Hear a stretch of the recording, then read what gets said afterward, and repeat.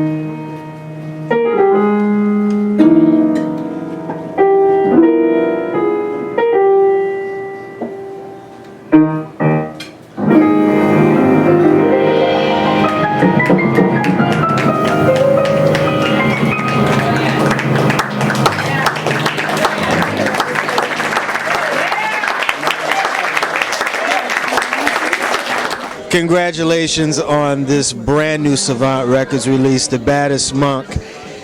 Why did you decide to choose, of all jazz musicians, Thelonious Monk? For me, it's an obvious choice because, number one, he's a great composer. And secondly, I'm a percussive player, and Thelonious Monk was a percussive player. And Thelonious Monk took a lot of risks musically. He took a lot of risks in his career with compositions, with his piano playing. He made a conscious effort to do something different than what was already happening at the time. And I appreciate all those things about him. So his music just speaks to me a certain kind of way. Monk is in the annals of great jazz composers as well as pianists. He brought that stride, and he also took it to a whole nother level. What was it about his piano skills that was just different?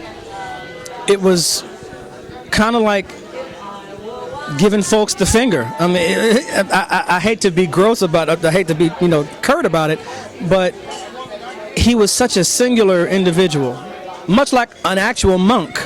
A monk They're set aside. They go off to themselves. They're in solitude, and they're very disciplined. And Thelonious Monk lived up to that name. I think there was a little bit of a conscious effort, actually, to marry the two concepts of his last name and what an actual monk is. And Thelonious Monk just really had a I don't care attitude. This is what I'm doing. This is what I do, and some people will like it and some people will not. But he was very secure in himself. And reading his book, there were two books that really spoke to me. The book that Robin Kelly wrote on Thelonious Monk, and then the Ian Carr biography on Keith Jarrett. Both of those books describe individuals who were disciplined and focused on what they were doing in spite of whatever else was going on at the time. Because Keith Jarrett gained his popularity in the mid to late 60s, early 70s, and at that time music had taken a huge change with the Beatles and electronic instruments, and Keith Jarrett had gotten in there with Miles Davis, but then he went an entirely different direction, just playing acoustic piano, and pretty much had ceased doing sideman dates. Of all the songs that Monk wrote and composed, this had to be a tedious process for you to put the songs on this album or this disc together. How long did it take you to do this, and what was your insight on each song that you performed on this new disc? It really actually wasn't tedious at all because it was music that I was familiar with. And I've been playing Thelonious Monk's music. It's been in my book for years, since I've been playing professionally. So I wanted to just present a collection of Monk's songs in a different fashion that I had done before, and also different than what had been done. So we do Bright Mississippi in 7. I'm not saying that's groundbreaking and innovative, but it's not something that you normally hear. I do Monk's Mood as kind of a bolero slash tango. We do Rhythmaning with more of a funkier kind of feeling. Just a different approach to Thelonious Monk's music. Different for me anyway. Like I said, it might not be, oh my God, it's going to turn the world on its ear. I just wanted to just tip my hat to Monk in my own special way.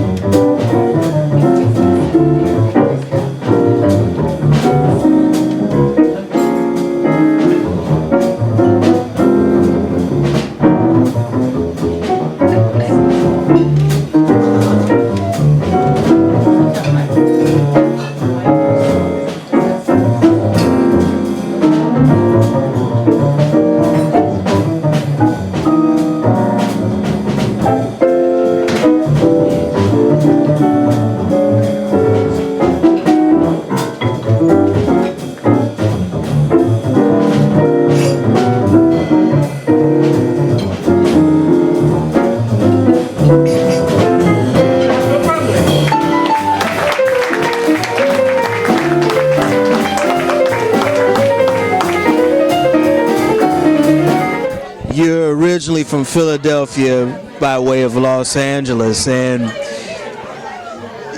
tell me about your journey, because you grew up in the church, and the church has and still is a very, very important part of your life. Absolutely. My father was a Baptist minister, and I've been playing in churches since I was 5 years old. And I'm currently the minister of music at my church in Los Angeles. And it was a 360 for me, because I didn't exactly leave the church. I just, once I got older, I started my career and started touring. So I think a lot of times we have this misconception, this misunderstanding about artists who grow up in the church, and then once they become famous, like Aretha Franklin or Marvin Gaye or Donny Hathaway, that they left the church. And they didn't leave the church, they just went on with their lives, and they weren't able to perform in church or be in church on a regular basis. Because you never really leave the church. If you grew up in the church, you never really leave. And of course, at the end, you wind up back there anyway. But I'm the minister of music at my church, and I've been there for almost 2 years. And it's been an amazing experience for me, more so than the musical experience, but the spiritual experience. What I've had to learn and how I've had to grow on a personal level. I've really appreciated being able to be in church on a regular basis and still get to travel and be away and play jazz. My church doesn't frown on me for doing that. They never did. This is a church that I grew up in when I was younger. They were always very supportive of my talent, and they always looked out for me. You know, that's interesting, because you and brother Cyrus Chestnut, you guys play straight ahead jazz, but every now and then we hear gospel or spiritual in your repertoire, and I think that's beautiful, because I think that you're still paying homage to where you started. Absolutely. Well, it's God's gift that he gave to me. I didn't buy it. I didn't earn it. It's something that he said, here, this is for you. And I said, okay, I'll accept it. Now it's up to me to give praise back to the person that gave it to me. Well, not to the person, but to the being that gave me the gift.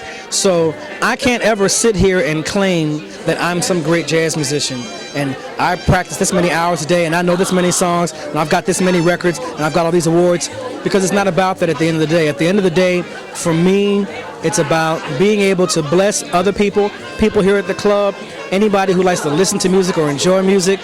It's my job, partly, to bless people with what I'm doing.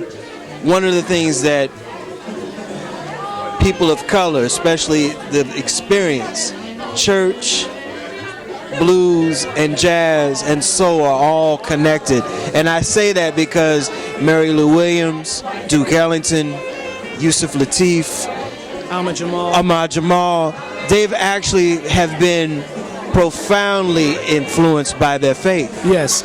Well, I believe as an artist of any type of genuine expression, you have to include every aspect of who you are in your art. Whether you're a painter or a photographer, you have to present art as you see it. I'm reminded, I guess, of Robert Mapplethorpe, whose work, I can't say I'm a fan of his work, but he felt that he needed to express what he expressed in his photography the way he needed to express it. And it's honest. It ruffles feathers, it raises eyebrows, but I think at its best, art incites, or it makes people feel something. It makes them feel anger, makes them feel disgust. I believe when The Rite of Spring was first performed live, I think a riot broke out. Maybe that's an urban legend, I don't know. But when I'm playing and the audience is dead silent after a performance, I've got to check myself and go, my God, did I put them to sleep? If I hear somebody say amen or yeah or go ahead, then that's what makes it all kind of worth it, because I'm making somebody feel something. And it's not a contrived kind of thing. I'm not doing this so they can feel. Whatever it is that I happen to be doing they responded to it the way they responded to it.